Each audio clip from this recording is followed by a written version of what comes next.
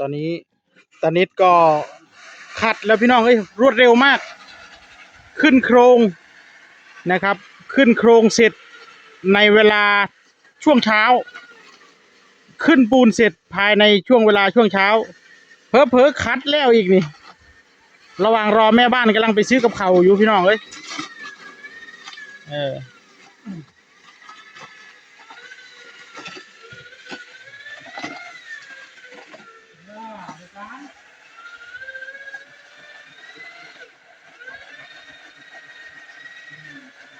หนึ่งสเต็ปนะนี่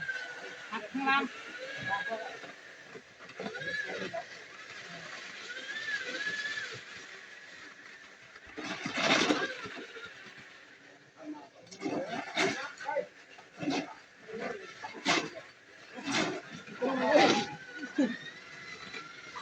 สเต็ปเลยนะขึ้นเก่าเลยครับ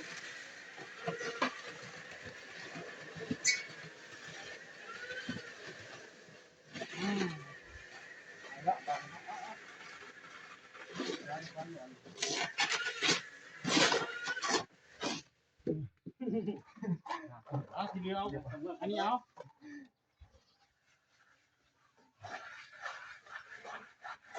ตอนนี้ก็จะรู้นะ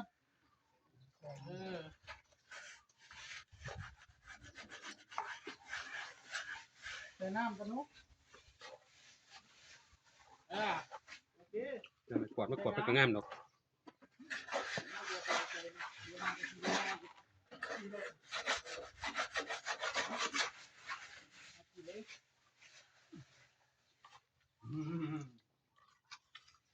จะได้ขึ้นไม่ฟ้าแล้วแค่นี้สบายได้ขึ้นไม่ฟ้าแท้มืออาจจะแบบเล็กน้อยเนาะเดินไฟแล้วมือ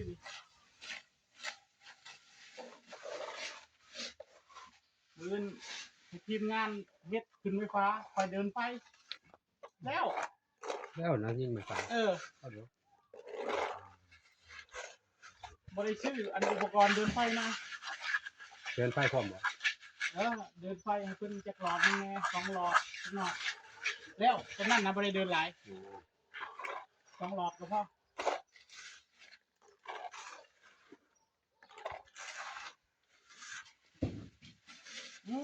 ตะหนูก็เฮ็ดเป็นตัวนี้เป็นอะไรเนาะตะหนูงานแรกงานที่2งานแรกกันบัตรอะไร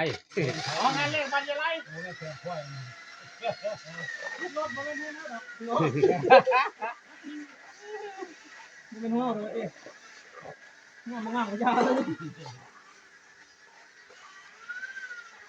หลังหมอปลายไว้ยังงามเลยหมอเอาประคอยไว้ยังงามเลยหลังโอเคฟองน้ำจะน้อยฟองน้ำนี่จะน้อยเอาฟองน้ำมาใส่ได้เลยวะมาเร็วก่อนให้มันหมาดจังน้อยก่อนเย็นนะไม่ได้ตอนนี้จังลื่นมันนั่นนี่มันสลบตอนนี้นะแผนกเก็บรายละเอียดก็เก็บรายละเอียดอย่างเฮ้ย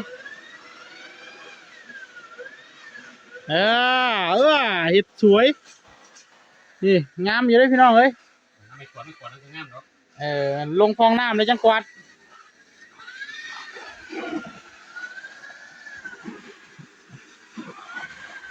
ให้ตานิดลองเครื่อง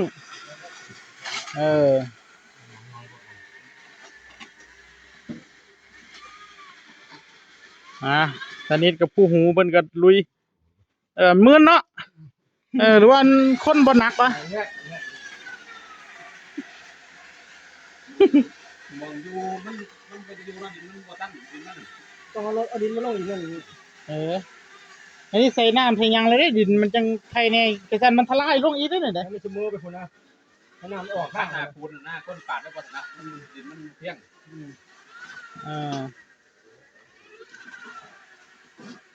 เขาทาอยู่คนละหน้าที่แบบนี้เนี่ยโอ้ใส่น้ำลายจนเละแล้วบัดนี้ใส่น้ำลายโพดมันสิเละ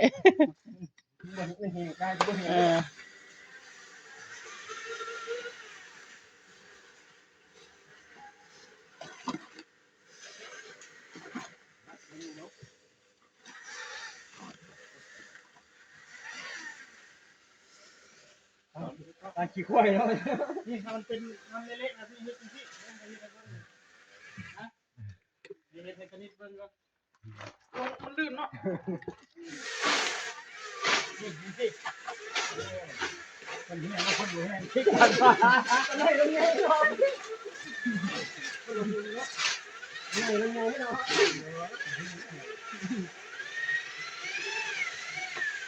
มันจะนู้นสร้างลูกดอก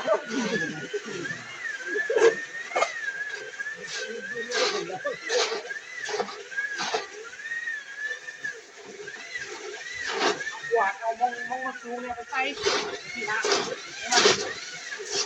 รักมันเล็กเนาะ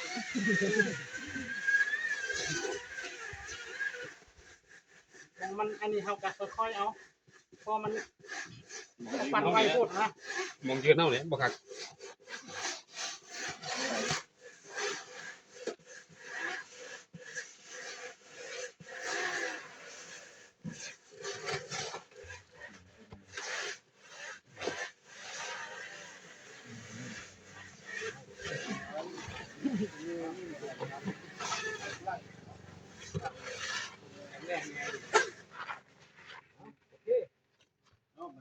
โอเค เอาโอเคเอาเคียงเอาสินะไปห้องใดต่อปะเนี่ยโอ้อืม นี่ละมองนี่ละมันตึงบ่ได้นะ ได้อยู่บอกข้างหน้านี่หรือว่ามันคันไม่แข็ง เอาข้างนอก รถมงคุณว่าเฮาอันนั้นก้อนนะแห้งก็บอกจะบายลูกข้างหน้านะบอกได้สินะ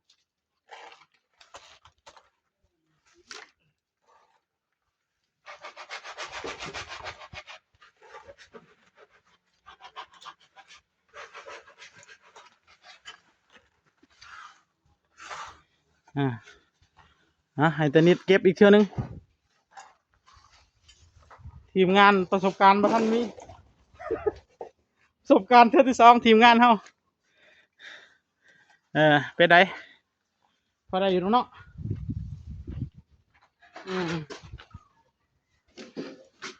ล่างๆนี่กระบะปูนะล่างๆเลยก็ความเลยล่างๆเลยอันนี้น้ำเด้อล่างเลยก็